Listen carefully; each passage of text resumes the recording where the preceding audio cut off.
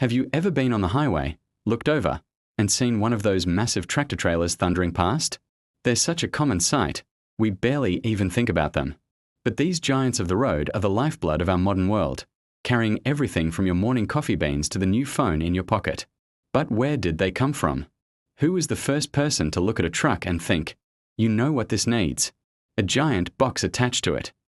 The story is more fascinating than you might imagine, and it all starts over a century ago with a problem that needed a clever solution. It's a tale of innovation, necessity, and a couple of brilliant minds who accidentally changed the world forever.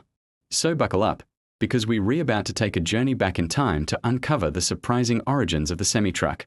Our story begins not on a sprawling highway, but in the bustling city of Cleveland, Ohio, way back in 1898. The world was on the cusp of a revolution. Horses and buggies were still the primary mode of transportation, but a new invention was starting to capture the public's imagination: the automobile, or as they called it back then, the horseless carriage. One of the pioneers of this exciting new industry was a man named Alexander Winton. Winton was a Scottish immigrant who had started out as a bicycle manufacturer but quickly saw the potential of the internal combustion engine. He founded the Winton Motor Carriage Company and began building some of the first commercially available cars in the United States. His cars were a hit, and orders started pouring in from all over the country. But this success created a brand new problem. How do you deliver a brand new car to a customer who lives hundreds of miles away? Remember, this was 1898. Paved roads were a luxury, not the norm. Driving a car long distance was a punishing, bone-jarring adventure that could easily damage the vehicle before it even reached its owner. Winton needed a way to transport his delicate, expensive creations without putting wear and tear on them. He needed to deliver a new car, with 0 miles on the odometer. This is where Winton's genius truly shines. He didn't just see a problem, he saw an opportunity for invention. He took one of his own car chassis and modified it. He created a platform, a sort of wheeled cart, that could be attached to the back of a modified truck. This cart was designed specifically to carry a single Winton automobile. The truck would pull the cart, and the car would ride safely on top. What he had just invented was the world's first semi-truck and semi-trailer combination. He called it an automobile hauler. It was a simple, elegant solution to a very specific problem. He wasn't trying to revolutionize global logistics, he was just a businessman trying to get his product to his customers in pristine condition. Winton's invention was purely for his own company's use. He built these haulers to deliver his own cars, and they worked beautifully. For the first time, a customer in New York could receive a car built in Ohio that was factory fresh. This was a huge competitive advantage. But Winton didn't seem to grasp the full potential of what he had created. He saw it as a tool for his business, not as a product in itself. He never patented the idea or tried to sell his automobile haulers to others. The concept of a truck pulling a separate, load-bearing trailer remained a niche, in-house solution, largely unknown to the wider world. The seed of an idea was planted, but it would take another visionary, in another city, with a completely different problem, for that seed to truly start to grow. Let's fast forward 16 years to 1914. The world has changed. Cars are becoming more common, and the industrial age is in full swing. Our scene shifts to Detroit, Michigan, the heart of the burgeoning American auto industry. Here we meet August Fruehauf, a skilled blacksmith and wagon maker. Fruehauf was known for his craftsmanship and his ability to build sturdy, reliable wagons. One day, a local lumber baron named Frederick Sibley came to him with a peculiar request. Sibley had recently purchased a brand new Ford Model T Roadster, and he wanted to use it to haul a large, heavy boat to his lake house. The boat was far too big and heavy for the car to carry on its own. He needed a custom solution. Fruehauf, being the practical craftsman he was, got to work. He took the chassis of Sibley's Model T and devised a way to attach a sturdy, two-wheeled cart directly to it. He created a coupling mechanism, a primitive fifth-wheel hitch, that allowed the cart to pivot and turn independently from the car.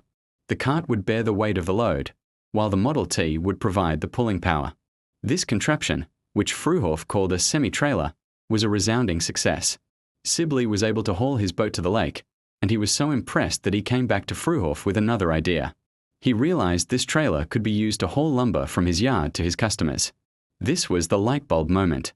Unlike Winton's car hauler, which was designed for a single purpose, Fruehauf's semi-trailer was incredibly versatile. It could haul anything: lumber, goods, machinery, you name it.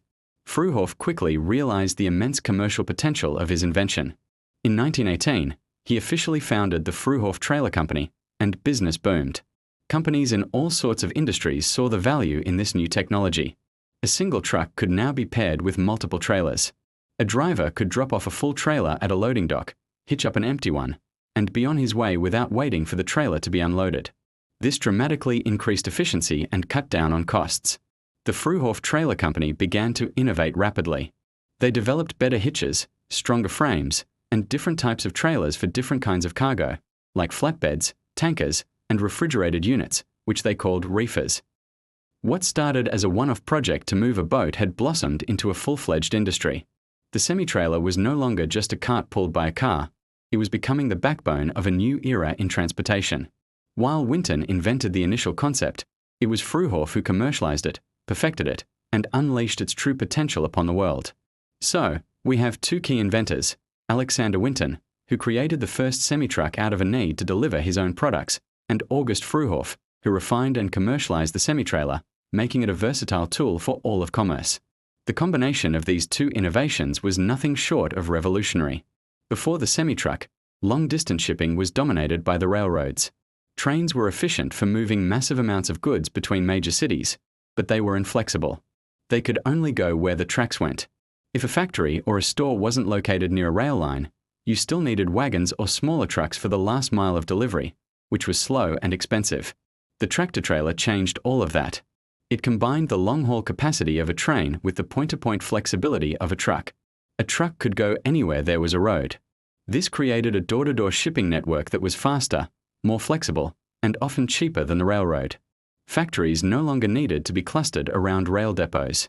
Businesses could now be located in suburbs or rural areas and still have access to national and even international markets. This spurred economic growth and led to the development of the sprawling suburban landscapes we know today. The impact grew exponentially. During World War II, the military relied heavily on truck transport to move troops and supplies, proving the system's reliability and strategic importance on a massive scale. After the war, President Eisenhower, who had witnessed the efficiency of Germany's Autobahn, championed the creation of the U.S. interstate highway system. This massive infrastructure project was designed specifically to accommodate military transport and, by extension, commercial trucking. The creation of these superhighways was like pouring gasoline on the fire of the trucking industry. Suddenly, trucks could cross the entire country in a matter of days, connecting every corner of the nation in a web of asphalt. Today, the legacy of Winton and Fruehauf is all around us. Over 70% of all freight in the United States is moved by truck. Virtually every single item you own was on a truck at some point in its journey to you. From the raw materials pulled from the earth, to the factory where they were assembled, to the distribution center, to the store shelf, to your front door, the tractor-trailer is the unsung hero of our consumer society. It's a complex continent-spanning ballet of logistics that happens 24 hours a day, 7 days a week, all thanks to a car maker who wanted to keep the miles off his new cars and a blacksmith who was asked to move a boat. It's a powerful reminder that sometimes the biggest revolutions start with the simplest of problems. The next time you're out on the road and see one of those big rigs rumbling along, take a moment to appreciate the incredible story behind it. It's not just a truck, it's a piece of history, a mobile monument to innovation that continues to shape our world in ways we rarely even consider. Thank you so much for joining me on this historical journey. If you found this story as fascinating as I do, be sure to hit that like button and subscribe for more deep dives into the history of the things that make our modern world tick.